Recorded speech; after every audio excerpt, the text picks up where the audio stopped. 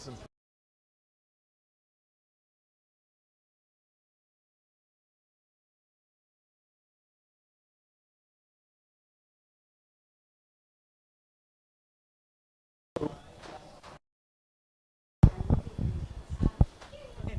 Hi.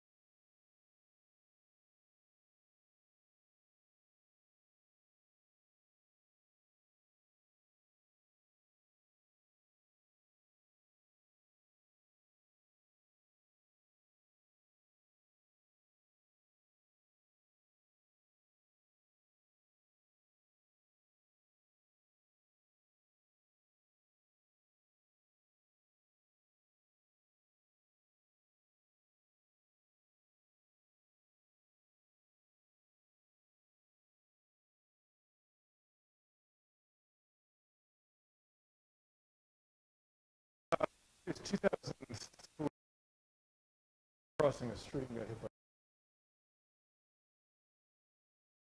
I don't think I need that because I think I have this thing. Um, and so I'm also a. Please don't be scared. I'm also a minister by profession, a Christian minister. Um, and the reason I mention that is because guilt is very big to us. And I hearken back to a quote from Mencken, who said that religion is the nagging fear that somewhere in the world somebody's having a good time. That's what we kind of work with. So we're big on guilt, and I got it in my bones. And one of the things that I'm curious about, I want to get your take on this, is uh, what drives when you.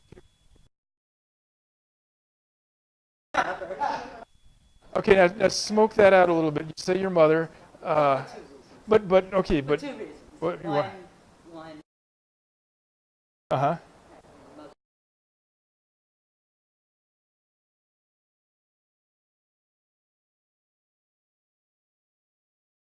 So did that conjure up feelings? Hmm. Hmm. Right, but invariably survivor guilt, and just say, Jewish mother. Uh, Anybody else? What comes to mind?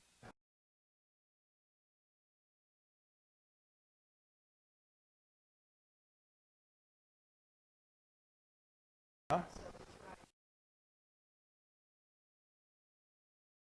What have you come up with?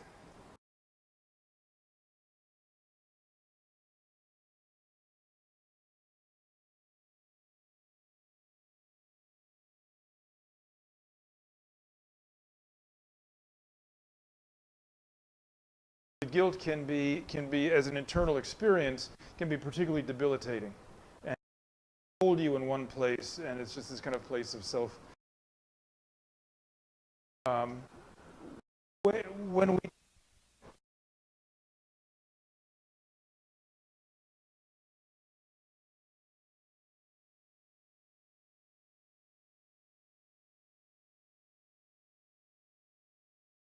right.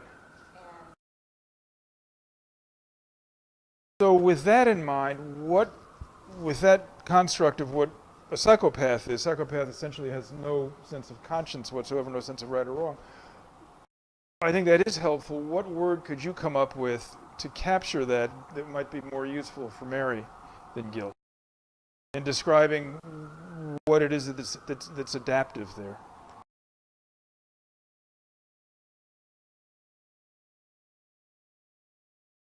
Yeah, well, and maybe a sense of responsibility. I'm responsible for something that happened. One of the things that was there anybody else want to throw anything in? Yeah, please. It's accompanies it, sure. Other thoughts?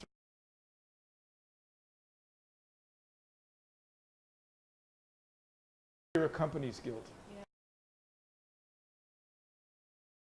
What does that mean? You're not going to you're not going to be responsible for having to be in any way coherent about that. Um, and there's another component to it that I just want to mention that you've all kind of alluded to but not mentioned, and that is that to think about guilt also, not just as a feeling or as a state, but also we use guilt as an objective reality in our legal system and in our culture. So that it is also in that way useful. So that one of the languages we can use sometimes is that guilt is, I didn't write much down, thank God. Guilt is a subjective response to an objective reality. The reality could be guilt. Response could be guilt. And what can be kind of interesting to touch on a little bit is there are instances where there is a subjective reality. I mean, an objective reality, somebody just shot up a bodega. And the subjective doesn't catch up to that, such is the case with the psychopath. The other side of the coin is when there is no guilt, there's no act that's been committed that demands guilt, but you feel it because you survived. So I wanted to, with that stuff in mind, what I thought I would just kind of throw out, and we're counting on you guys to keep each other awake. Thought about three different ideas I had about guilt. And these are not exhaustive. They're in no particular order. They're not even necessarily woven together, but they're what I came up with. One is, just in terms of my own work, what I've encountered is proportionate versus disproportionate guilt. And what I want to do is, what I always do is I tell stories, right? So here's one story of disproportionate guilt. There was a therapy group down at Walter Reed Hospital for soldiers with PTSD, right?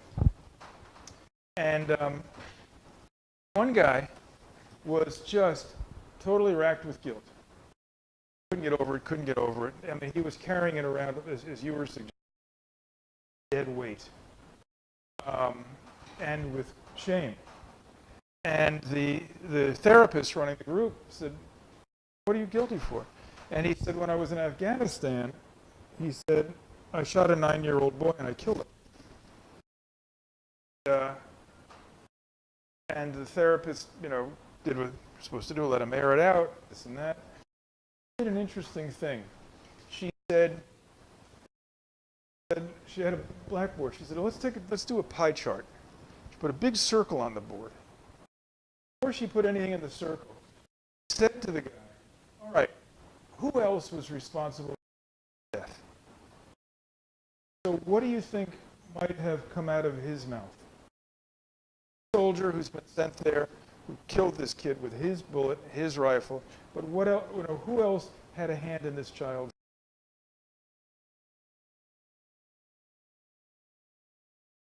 military? His commander, who said, "You will put yourself in this position, you will aim." Anybody else? Anybody else complicit in this child's? Yeah. The kid's parents. Yeah, exactly.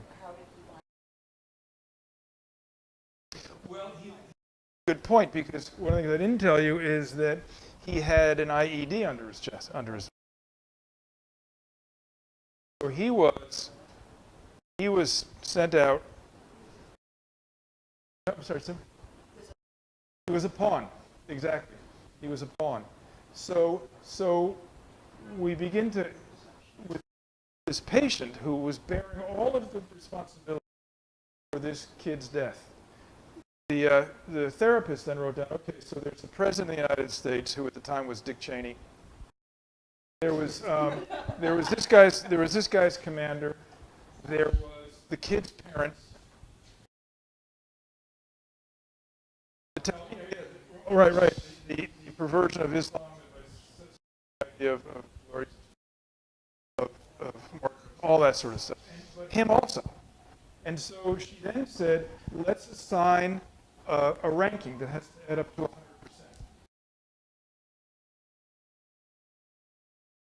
And then they did it in the pie chart. So he wound up taking responsibility than anybody else, but he no longer took 100%.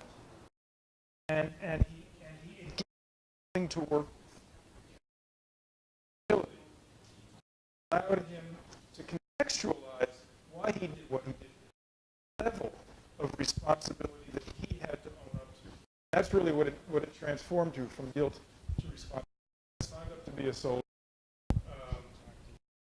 and I'm responsible for that.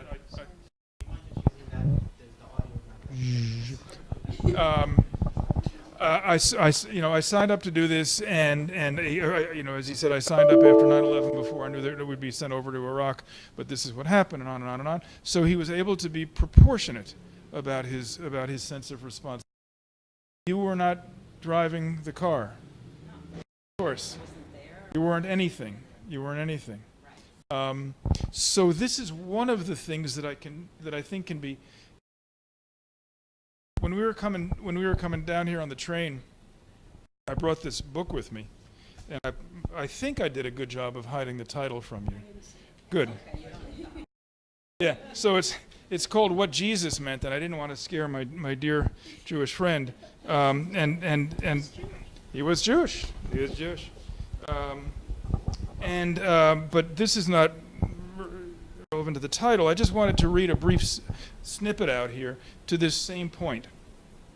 This is a true story. Anthony is a 26-year-old drifter from northern Oregon who would be considered something of a poster child for the war on drugs.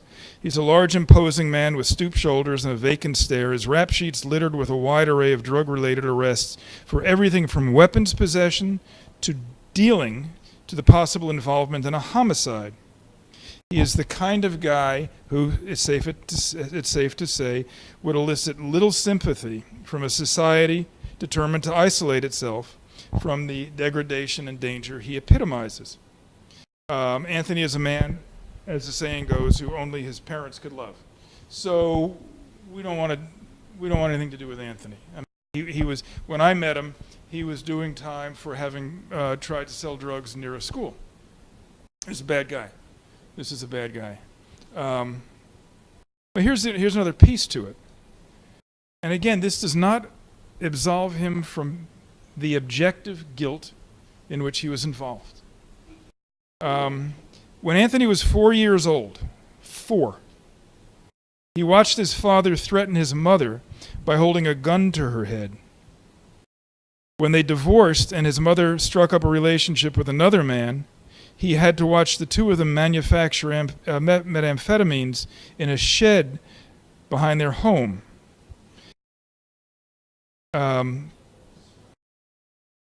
At their command, he would bring them sandwiches and drinks. He was forced to sit quietly while they worked, all the while inhaling toxic fumes that were the byproducts of their operation. He saw addicts come and go from the house, buy their meth, then inject it in front of his eyes. He was introduced to the drug himself by his mother's boyfriend. Anthony was beaten by both his mother and the boyfriend, often with closed fists. He was forced to sleep on the floor of their house, where rodents crawled at night. His father, whom he visited on occasion, later married a woman with an older son who attempted to molest Anthony. This is just a part of his bio. So when we look at Anthony, and he was convicted of his latest crime, he was again objectively guilty. And also the challenge for him was to feel also subjectively guilty, to own that sense of responsibility that was his, but no more. To find the proportionality of it. And I think when we talk about guilt, the negative piece of guilt, I think it's really important for us to be able to become realistic about it and to be able to measure objectively how much of this are we responsible for owning. Connected to that, and this may be where some of us can plug in, is what we could aggressively call neurotic guilt or unnecessary guilt. I know a woman who was telling me, I did her dad's funeral, and she said to me, you know, I was in the hospital with him, and there was this one test that the doctors didn't do, and he died that night. And I have to keep wondering, would he be alive today if I had asked to have that test done? And I said to her, I said, well, 3 things about your dad. Number 1, he had 2 heart attacks. Number 2, he survived colon cancer. And number 3, he was 99 years old. I said, so, let it go. And how many of us, either personally or we know somebody, who has had an experience where the temptation to say, if only we did this. Can anybody share anything akin to that story? Yeah, go ahead, Iris.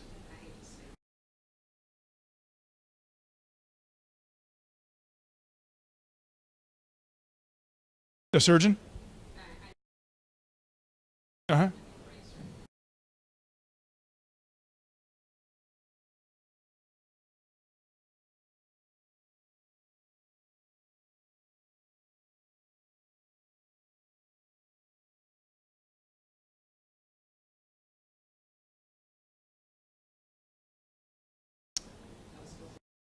You were supposed to have saved her. Ah. So I'm just curious, when you say that, when you think about your upbringing with the psychological acumen you now have, do you see anything in the dynamic between you and your mother where she helped feed any of that sense of responsibility, or was this totally your own concoction?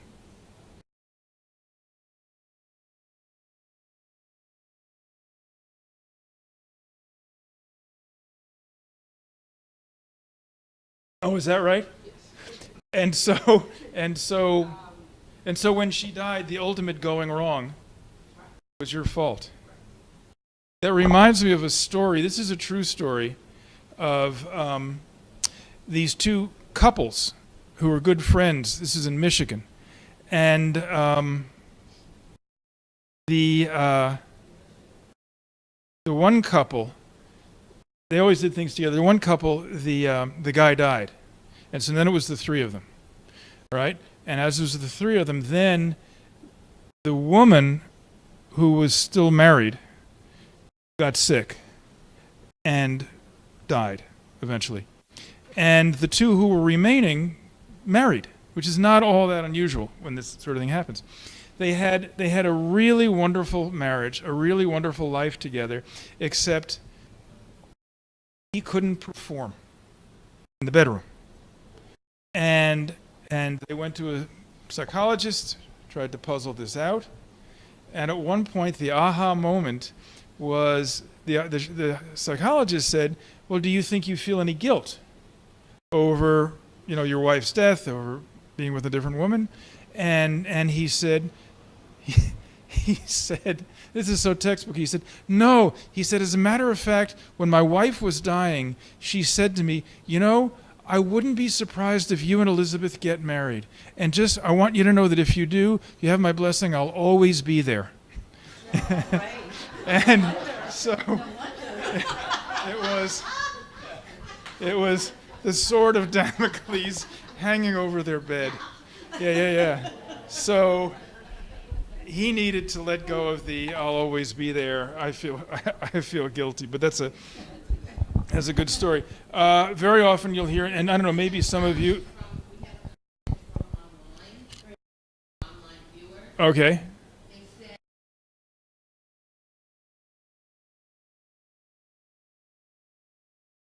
And that is what that speaks to, I think. Well, I'll tell you what comes to mind for me, but I'd really be interested.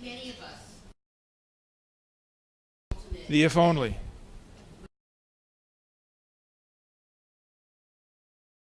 Mm-hmm.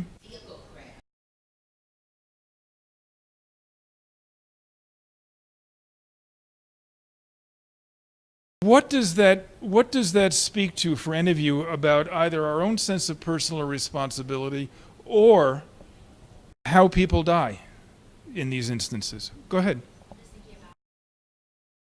You were involved in a crash.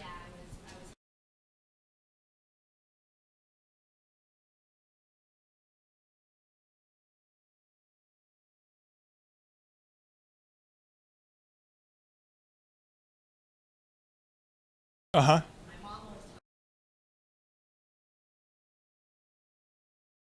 I'm sorry, say that? No, no, I want to hear what you have to say.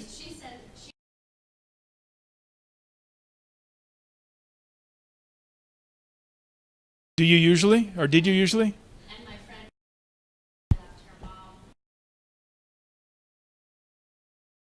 Yeah. Mm-hmm.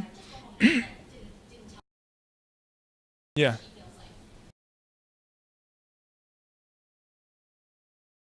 Well, to that point, two questions I'd have for you. One is, when you think about the "I didn't kiss her," do you do you take it to the point where you think that it's almost like magical thinking? If I had kissed her, it wouldn't have happened. Okay, and you know that's even for a minister, that's magical. Uh huh. And to the question of why didn't I have her stay? That's not a rhetorical question. Why did you? You didn't encourage her to stay at her friend's house? Oh, you're okay. So she felt guilt about that. Okay, but it's not a rhetorical question. Why did she not encourage you to stay? Yeah, exactly. It made sense for you to go home. And so there are all these cosmic things at work. Other stories like that? Anybody? Yeah, you first, and then you, Nina. No, no, go ahead.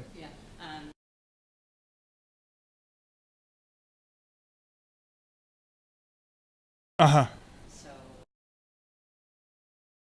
Yeah. But there's a difference between saying I had to disconnect my mother and I killed her. The temptation is to say I could frame it as I killed her, but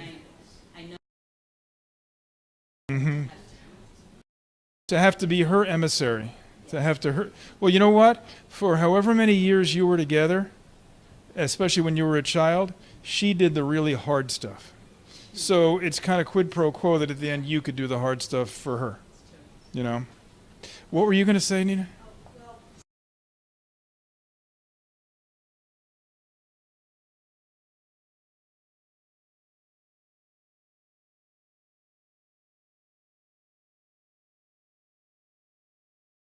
Uh huh. Away from. Yeah.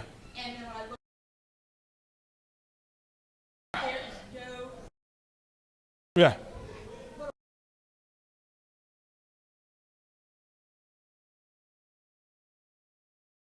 hmm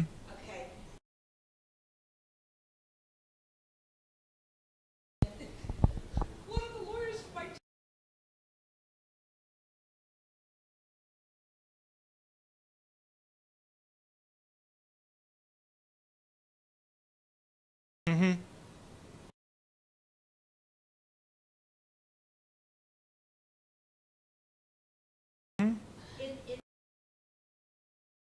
Yeah. And you know what? For any of the stories, there's always something different we could have done. It doesn't mean it was something better. It was just something different. You know, who knows in another circumstance how it could have played out, so that by getting out of the way you would have hit a pothole, and I mean, all manner of. Exactly. Exactly. Yeah.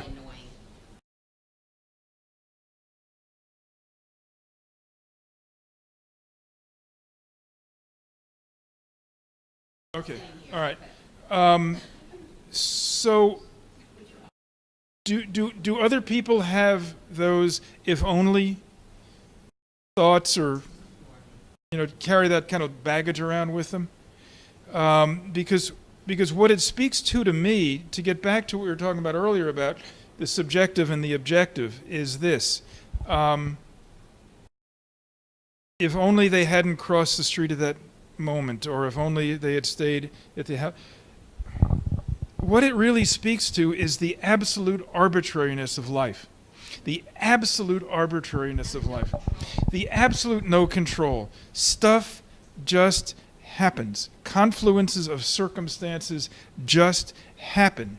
So that so that this is the speed at which this driver is going, and this is the time at which this person's crossing the street, or this is the one drink that this person is having that's going to affect their ability to react. It's just these multitudes of little things that comprise life. My story about the guilt piece is.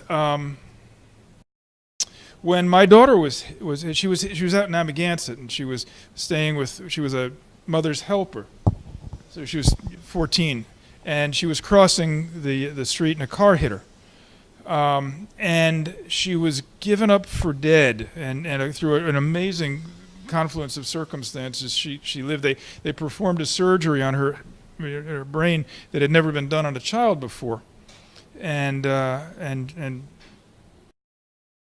amazingly lived. And the reason I say amazing is because now she's, at that point, and then she's in a coma, she's in the hospital, teetering between life and death, but inching toward life. And I'm living at the hospital, And by that time, as any of you have been through anything like this, you get to be pretty chummy with everybody, and you just start to tell stories and hear stories. And one of the docs was telling me, about a week and a half into it, he said last week, 2 other 14-year-old girls were brought in with the exact same injury, and they both died. And I'm left with the horror.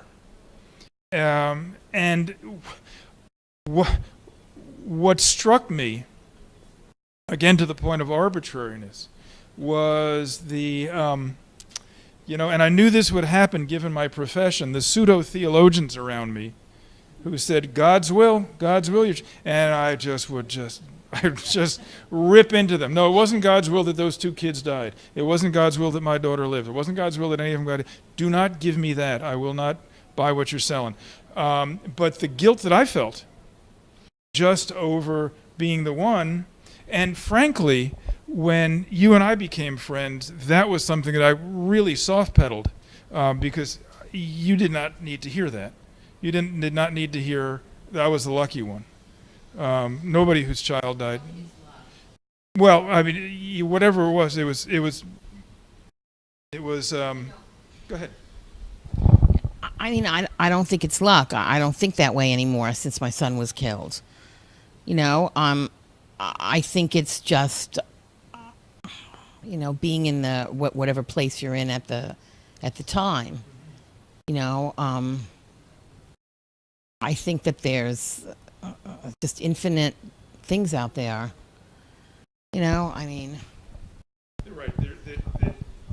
Everything's moving in every different direction. It's like millions of molecules, and some are going to bump into some at some time. Mm-hmm. But you could understand how, through my eyes, I would interpret it as this incredible series of coincidences. Yeah.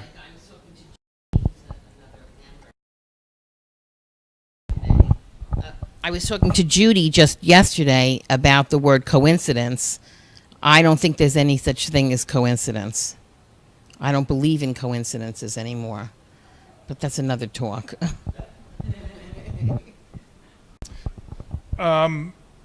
There's another piece. So what we've touched upon here tonight so far, anyway, as it pertains to guilt, we seem to have really zeroed in on it much as a personal experience, a personal feeling. We've talked about proportionality, owning some responsibility, avoiding words like guilt in favor of things like accountability or responsibility, and also you had touched on the value of guilt. As well, I'm going to ask you. I don't want to put words in your mouth. The value of guilt in what way, both personally and culturally?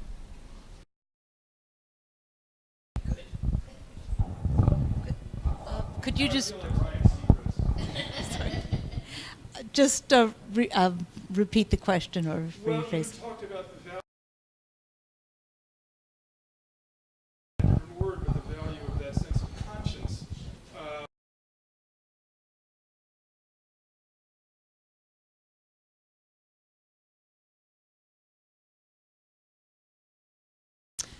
Okay. Well, wow, big question. I mean, obviously, as a species, if we don't have something that um, moderates our behavior, um, then we'll just wind up abusing and killing each other off. I mean, this story that that you talked about with this man Anthony. He grew up among people who apparently had no sense of guilt, no sense of responsibility, no sense of shame, and no kind of sense of honor. And I mean, it'd be interesting, I suppose, to keep going further back to find out where their issues came from, which they were then passing on. But what can happen even on an individual level is that people can be in many kinds of very stressful and demanding situations, and yet will choose a higher ground for their behavior. And hopefully that little, the cartoon where they have the little angel on the shoulder kind of thing helps us to stop and say, okay, what is the better course of action for me as an individual? And because how does my course of action affect other people, and how does it then come back to me if I do X, and steal that bar of candy or whatever, even though to take something really trivial, am I going to feel bad about it later?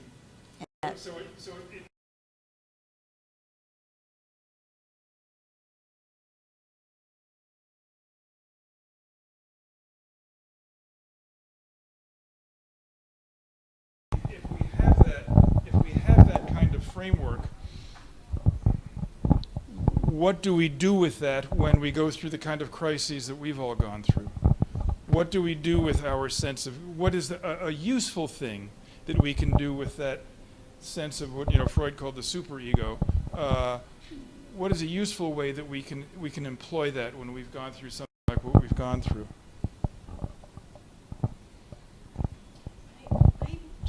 I'm not answering that question, but I'm thinking of something that kind of goes along with this. I'm just really thinking about it as I'm listening to you, and I just realized that it's important for me. I feel this need for somebody to be guilty for what happened to my son, and it's like this. It's like, I wouldn't say it's an obsession, but from what I've learned about the taxi driver who killed him, he sounds like he is a decent person. He has children himself. He's not somebody that as some people who are here have had people who have just been really horrible and uncaring. But yet I find that I struggle so much between saying, is he guilty, is he not? And it's really hard. And I just was thinking that, like, why does guilt have to always be a part of this? Because I'm just, it's like, it's so interesting. I wonder anybody else's, but one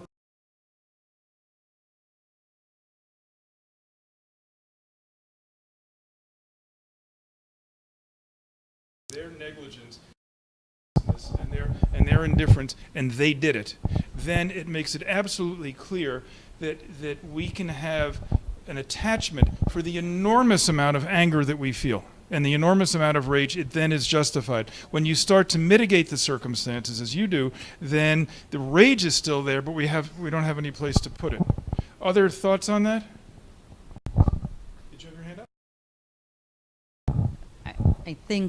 I think feeling guilty yourself shows that you have feelings.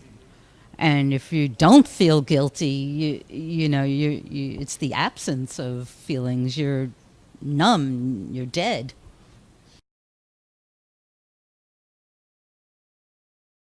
Anybody wants to add anything to that? Yeah, Iris. For me, I was involved in a crash and I have to say, this group has allowed me to say crash. It's always been an accident up until I saw this group at Union Square a year or so ago, and everybody talked about crash, and I thought, well, maybe mine was a crash too. But mine was 26 years ago, a long time ago, and so I've had a long time to process it. And so I usually use what I've learned about guilt or the lack thereof to help other people who are in places where they've just lost someone to, whether it's gunfire or illness. I lost my niece a few years ago to a fire, and she was 32, and I think that, without me even realizing that I felt guilty, I know now that I did feel guilty. I did feel guilty for surviving, and it didn't occur to me until years later, after processing it, that I did feel guilty, that, I had a 26-year-old cousin who fell downstairs, some stairs, hit his head, didn't wake up. I was involved in a car crash, and I was hit by a car as a cyclist, and I broke 2 vertebrae. Went straight through the windshield. I cut my face open. I had a skull. And what I did, instead of sit down like everybody else should have done, I picked up the bike. I went to the boxing gym. I became a boxer. I did karate. I got my black, and instead of just sitting down, I always feel like I must do something for folks who are not able to do something. And so I just keep on going, and I'm only just learning 26 years later to take a nap, because I deserve a nap. I deserve a nap, but it's taken me a really long time.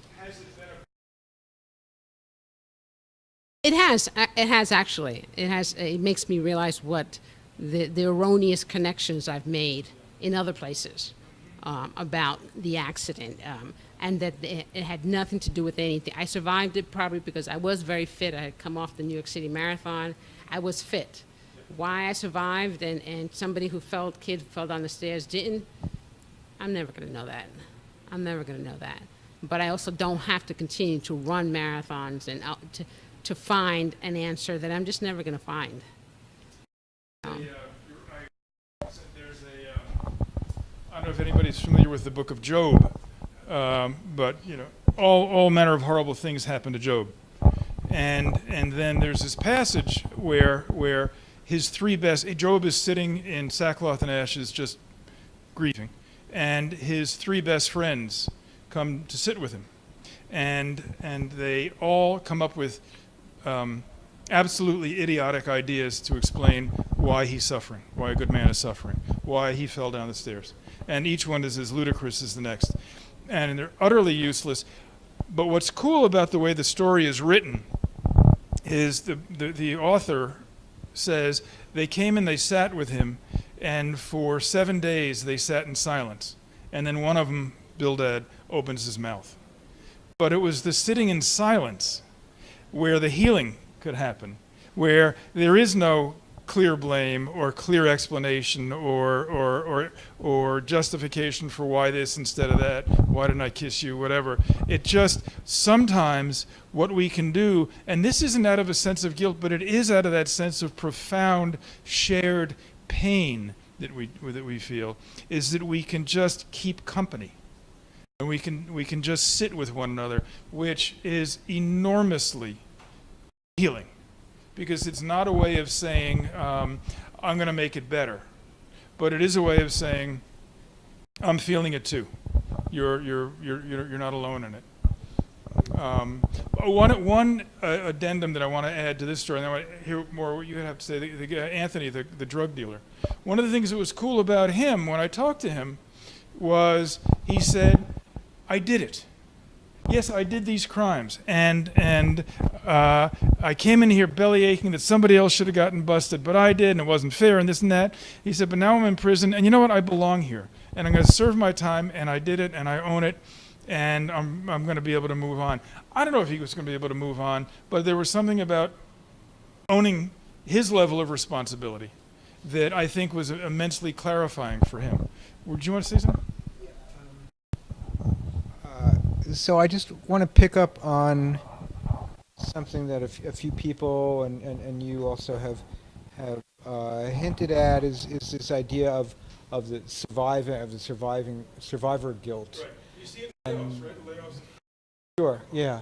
And so I think that and this is something where it's not it's clearly not a question of being responsible for something that happened, but it's just a matter of now going forward without this person that you loved in your life, and now how do you enjoy anything in life without that sense of how can I be enjoying this when when Ella is not here to. I've heard this before. I'm sure you guys have experienced this before. Where, to your point, where you've had a death, and it's just totally upended your world, and that at some point you hear a joke and you laugh or you smile and you feel horribly guilty. I can't believe I'm laughing. I can't believe I'm finding joy again in my life. Have anybody had that experience or known people who have? You have. You want to say anything or just? Yeah, at my son's funeral. Yeah, at my son's funeral. My son's girlfriend, who we didn't know about, my son's roommate arranged all the people that would talk at the funeral because we weren't in any shape to do it. We couldn't function. I was, sick.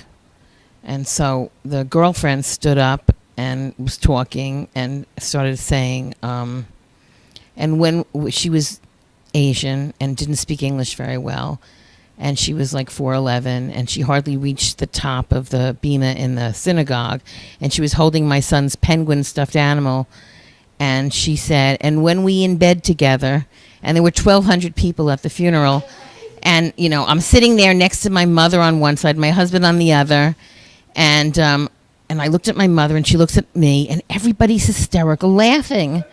At the whole, and everybody had been like crying in the whole place, and then all of a sudden she says, and when we in bed together, and everybody's like laughing, and then when we were driving away we're driving away on our way to the cemetery, my sister, my older sister and my younger sister are in the car, my mother and me and Harold and my cousin from California, and my older sister says, my God, Leanne, that's the girlfriend's name, should get an Academy Award for Best Short Documentary at a Funeral.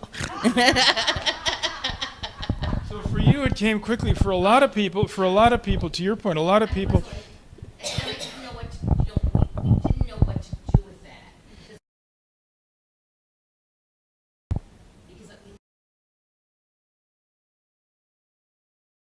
Yeah, I didn't know what to do with it's all there. it. So wrong. Yeah. Did you want to say something? Okay.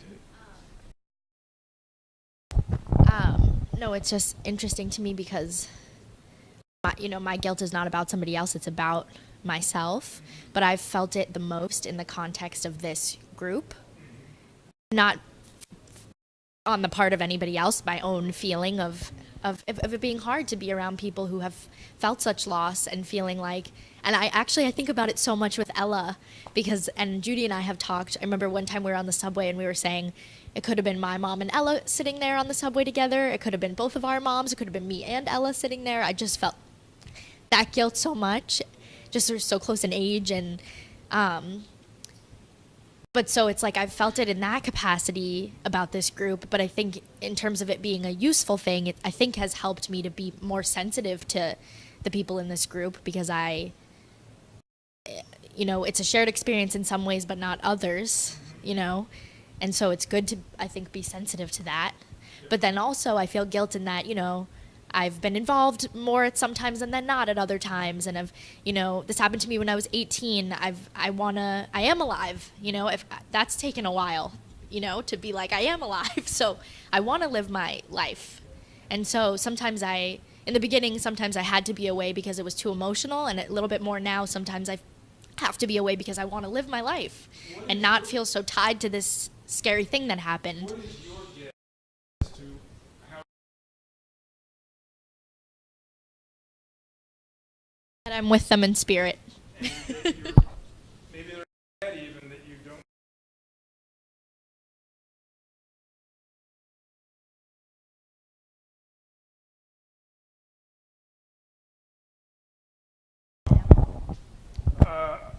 I've run out of brilliant things to say.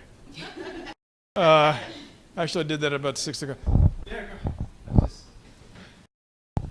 So, yeah, no, I've been listening to everyone, and I think it's really great conversation. But what I was thinking when I started to say that I don't like guilt. I think it sucks, and I'm not so sure I agree that there's better. What it did, just. I had a patient. I'm a doctor. I'm a radiation. I had a patient came to see me. He heard of me and he wanted to treat me, but he had rectal cancer. So I treat rectal cancer. I have treated it, but it's not my specialty. So I have treated it over the years. So I said to the patient, I want to consult with my colleague who treats rectal cancer with radiation, and this is his expertise. So I go in and I do that, and they said, okay, we need to get a surgeon involved. We need to get a medical oncologist that gives chemotherapy. And so I arranged that. So I said to my friend, who is the best to do that? And I find he says, this person is a surgeon, this person is a medical oncologist. They're great, and you can give the radiation. So they take the patient, and we present that patient in a tumor board, which is a lot of doctors. So there can be a consensus. They review all the information about the patient, about the type of cancer they have, and so because it's not something I treat every solitary day. I'm not a world expert at it. I wanted to get the opinion of this tumor board, and so they came up with a plan that, you can give radiation, and then we're going to take the patient for surgery. And so I do my part, and the patient is fine, and no issues. The patient was pretty scared. He was maybe a 7-year-old guy, and I said, everything's going to be fine. You don't have to worry about it. Don't worry about it. These surgeons know you have a very curable tumor. Everything's great. And then I don't hear, because he goes on to see the surgeon and the medical oncologist, and I'm kind of out of the loop for the moment. A couple of weeks go by, and then I get an email 2 days ago which says, I'm sorry I haven't put you in the loop, but this is what's happened to this patient. Everything went well, but then these sets of complications, which were quite unexpected, have happened. And now he's in the intensive care unit, and I don't think he's going to make it. So he's perfectly healthy, and he walked in. Now, I didn't do anything wrong, right? I'm asking you, but I didn't do anything wrong. So I know that I didn't do anything wrong, but my day, maybe in the state that I'm in, was ruined for a good 2 days. And I took a slice of the pie for myself. Why did I do that? And my question is, what benefit was that? Now, obviously, the stuff that happened with my son is it's not as much of a subtle situation, and obviously there's tremendous skill, but I don't see any benefit to it. So I know people said there's some benefit to it, but that did nothing for me. It made me feel crappy for 2 days. Why did I do it? My immediate reaction is that you asked that question, why did I do that? Because that's how we're wired, that's what we do. We try and figure it out, and we're trying to figure out what our degree of complicity was in it. And what I would argue, if you were, say, my patient as a therapist, is don't ask the question rhetorically. Ask it legitimately, and because there's a legitimate answer. You did it because it made the most sense at the time. You did exactly what any reasoned, compassionate, intelligent, and wise and experienced doctor would do. So it's not a rhetorical question, but it comes up rhetorically because it's a way of finding language to say, do I need to be beating myself up over this?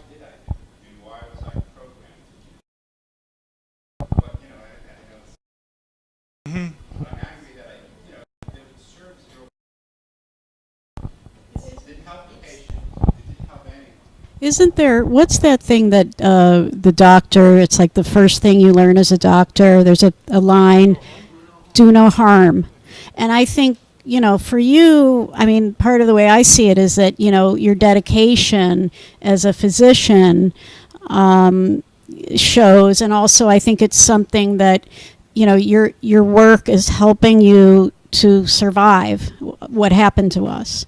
And I'm just, my thought is that somehow it's, you know, that's not that, it's a combination of do no harm, and also that maybe it's easier on some level to tolerate that as opposed to something with what happened to us. I don't know. Is it also possible is it also possible that one of the hardest things about being a doctor, as with some other professions, but one of the hardest things about being a physician is that one tool that you have to use is judgment. And that's not a precise tool, but you have to use it. You can't not. And you used your judgment, which I'm sure was good judgment. But once we use judgment, then we're opening ourselves up to that very question. You know, it's also, you know, I'm a therapist also. We have a room full of people that are therapists. That's why we care. But, you know, a lot of us. But it's like cumulative loss. You've had other patients that have died, haven't you, in your field? Yes. But when it hits home, like a child losing a child, all of a sudden, all those losses that you've had before and after hit harder. When my son was killed, I couldn't work anymore because I'm a grief counselor. So I can't do that anymore. I couldn't, at least at the beginning, for a while. And so, you know, because it got too close. I couldn't remove myself from my work. I couldn't separate. I couldn't work with anybody that age anymore. I couldn't teach anymore, you know, and so each loss is gonna hit you more emotionally, I think, you know. And probably when you were in school, you learned that you have to be, you know, separated. You have to, like, separate yourself professionally from your patients. Did you learn that?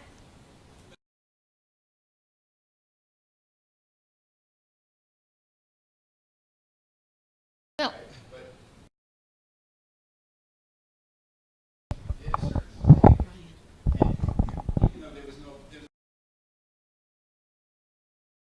Yeah. Mm-hmm. Right? So it's the same thing.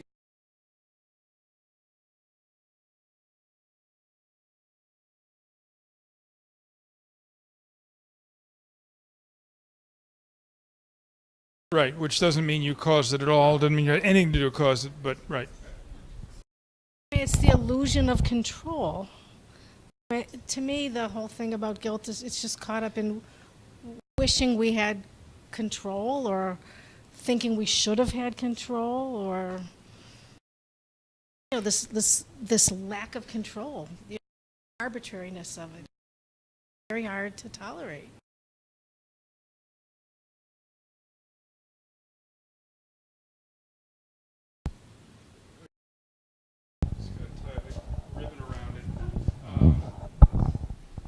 I think I'd like to just kind of swing back to what you were saying about, you started the conversation about when you first smile again or move on again. And that really is ultimately the task, and what everybody here is doing. Another biblical story, Jacob and Esau, Jacob wrestling with the angel, right? Jacob was the cheat. He was a bad guy, and he had this night, this kind of fantastical night, where he wrestles with this angel, and he says to the angel, "Give me a new name," and he gives him the name Israel, which means struggles with God. And it's a conversion experience for Jacob, and he's wounded in the hip. And the last scene in the story is Jacob walking to the sunrise, limping. And what I love about that metaphor is those two pieces. That what you're all trying to do, and what we're all trying to do with the pain and suffering and just grinding agony and uncertainty we live with this stuff is we're trying to get to the sunrise. And one way to do it is to have each other to go with us. And yet we also recognize that before we wrestled, we didn't limp. To your point, we had a little bit of a swagger in our step. And now we don't. Now we limp. Now we feel pain and brokenness. But we feel it together, and together we try to find our way to the new day. That's all we can do. And that means smiling, crying, living, and recognizing I will never, ever, ever be the same than I was the day before it happened. Okay. I want to thank you for inviting me into this very, it was really an honor. And good deal from all of you. So my appreciation, heartfelt. I just want to say we were at some point we were talking about just being with each other, sitting with together, and I, you know, as I expected, that was exactly what you led us in tonight. Just a very nice way of just being together, regardless of exactly what happened to us, but that we all share this and that we can all sit together. So thank you very much.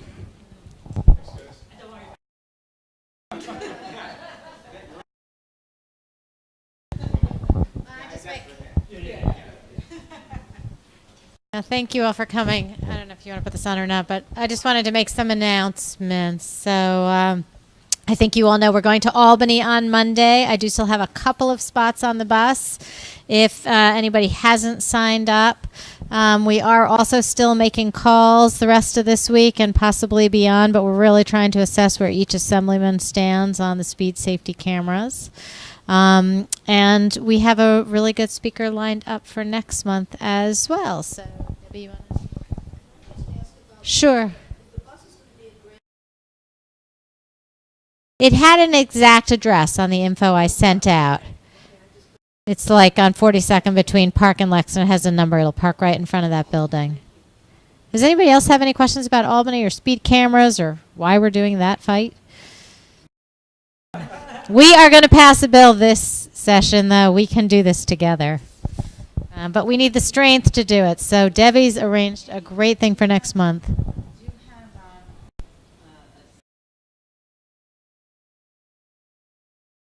Luke and Marco are dividing us into groups by either the address where you live or the address of the crash, trying to have even groups between FSS members, Transalt members, the school groups that are joining us. We're going to have 2 to 3 buses, and they're doing all the logistics.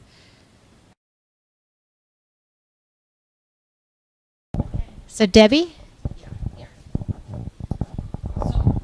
Here, I'll go up there.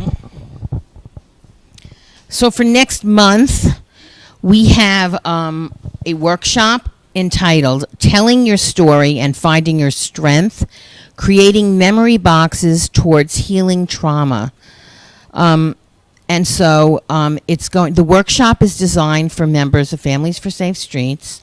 Participants will each reflect on his or her personal trauma and will be directed to create a memory box in remembrance of the trauma.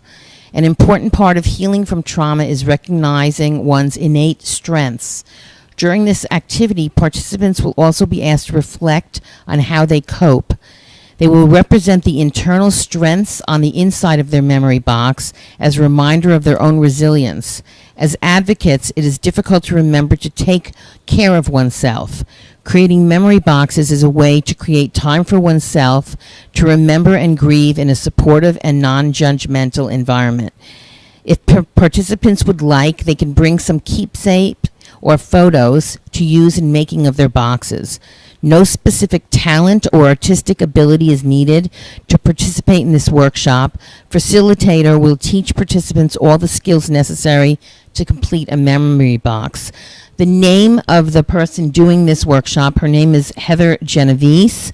She is a psychoanalyst, and she is an art therapist, and I've known her for a few years. I met her at a workshop I took on, it was actually an all-day conference on trauma, working with children and adults. And she's excellent. She has her office here in New York City, and she's a trauma therapist, a creative arts therapist. She's been in private practice in Midtown Manhattan. You know, I'll have more information for you when I'm trying to get all that stuff from her so we can make send out all the information for you. And she specializes in working with people with trauma, people. She's worked with all types of age groups. Anybody have any questions? Yeah. We are going to have all the materials here. All you need, yes, you do not have to bring anything except yourself. But I would suggest to make this more personal, if you have any photographs that you want to take, x-rays, we're going to have magazine pictures. I'm going to be bringing some clip art, maybe some little pictures of people, pictures of bicycles and cars and trucks and buses, all kinds of vehicles. We'll bring like feathers and what other supply? Oh, let me see. I'll tell you what I'm going to have. This is what she asked for. Acrylic paint, paintbrushes, water, hot glue guns, collage materials. It's going to be fun, low key. She's very, very sweet and kind. I did a workshop with her. We made books and we did storytelling. We were going to do that for this group, but we thought as a first art therapy type of group, we thought it would be too intense for all of you. As a first thing, if everybody likes it, we'll do more. Okay, we could try that for a future thing. Yeah. Okay. Well, and if anybody has any questions about this, you can send me an email or call me. Okay? All right, thank you.